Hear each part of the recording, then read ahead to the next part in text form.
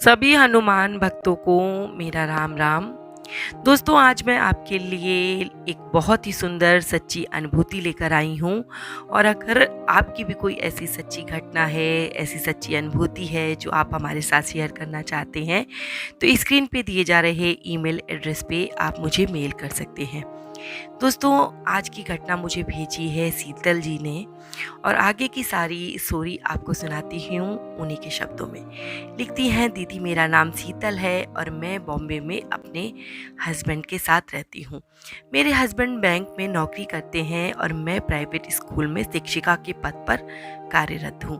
दीदी, मुझे आपके वीडियो देखना बहुत पसंद है। आप जो बाबा की बातें बताती हैं उसे सुनकर बड़ी तसल्ली मिलती है। आज मैं आपके साथ अपने जीवन का एक ऐसा अनुभव शेयर कर रही हूँ जो मेरे लिए किसी चमत्कार से कम नहीं। दीदी, बात 1 साल पुरानी है। उस समय मेरे बेटे की उम्र 6 महीने की ही थी और मैं पहली बार उसे लेकर ससुराल आई थी।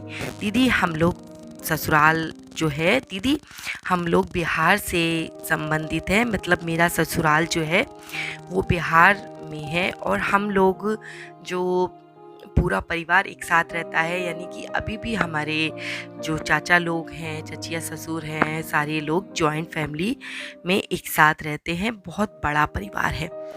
आगे इन्होंने लिखा कि दीदी, जब कोरोना फैला था उसी समय मेरा बेटा मेरे गर्भ में आया था और डिलीवरी हुई थी, तो इस कारण से मैं उसे लेकर ससुराल नहीं आ पाई थी। तो पहली बार मैं ससुराल आई थी बच्चे को लेकर।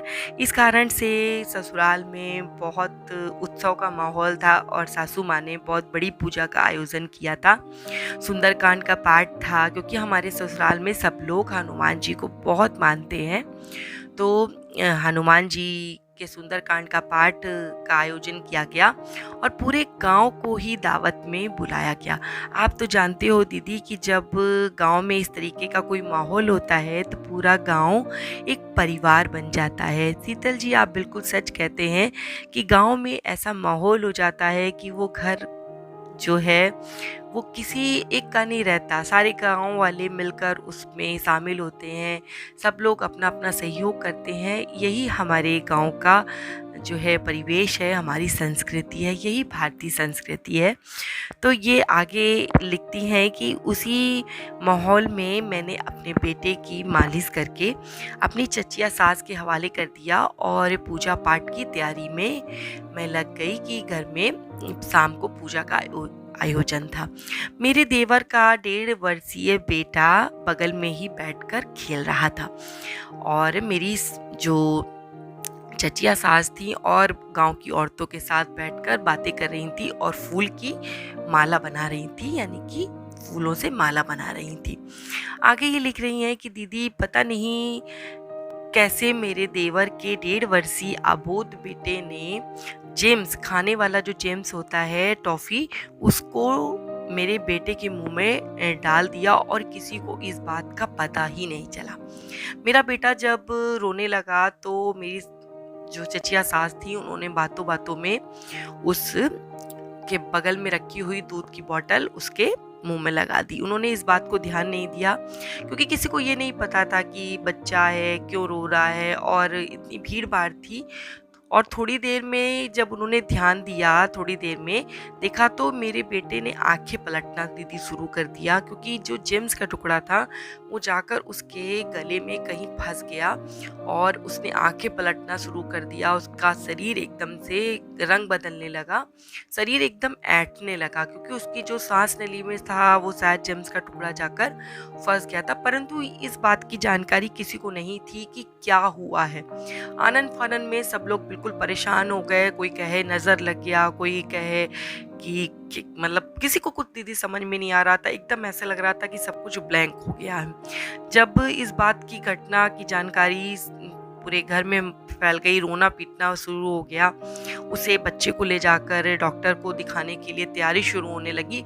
पर गांव में दीदी इस तरीके की फैसिलिटीज़ नहीं होती है, बहुत अच्छा इलाज नहीं मिलता है। कि गांव के डॉक्टर समझ सकें। तो गांव के डॉक्टर भी समझ नहीं सक रहे थे कि क्या प्रॉब्लम है, बच्चे को क्या दिक्कत है। तभी उसको ले जाकर हम लोगों ने सोचा कि हम लोग उसको बाहर कहीं दिखाएंगे, जाके शहर ले जाएंगे जो थोड़ी सी दूरी पे था, और शाम का समय भी हो रहा था, सब लोग तैयार होने लगे। तभी मेरी दादी को पता नहीं क्या हुआ, वो आई और उन्होंने मेरे बच्चे की, मतलब सब लोग उसके हाथ पैर सहरा रहे थे, लेकिन किसी को ये ध्यान में नहीं आ रहा था कि कुछ उसके गले में अटका होगा, क्योंकि इतना छोटा बच्चा है, दूध की बोतल से दूध पीता है, कोई चीज़ गले में अटक जाए, किसी का ध्यान उस तरफ जा ही नहीं रहा था। या हो सकता है कि उस समय मति भ्रष्ट, कहते नहीं है कि जब आपका बुरा समय आता है तो आपकी बुद्धि भी काम करना बंद कर देती है, इसी तरीके से हम लोगों के साथ हो रहा था। ऐसा लग रहा था कि अब रोना रोना सब मचा हुआ था। तभी मेरी दादी दौड़ती हुई आई और उन्हें पता नहीं क्या सूझा, उन्होंने मेरे बेटे की पीठ में 2-3 बार थप थप कस के हाथ मारा, और इतने में ही वो जेम्स का टुकड़ा दीदी उसके गले से निकलकर बाहर की ओर किया, और वो थोड़ी देर में नॉर्मल होने लगा। उसका जो आंखें पलटना था वो रुक गया, और जो हम लोग बिल्कुल ऐसा लग रहा था कि बच्चा बचेगा नहीं, वो एकदम से ठीक हो गया।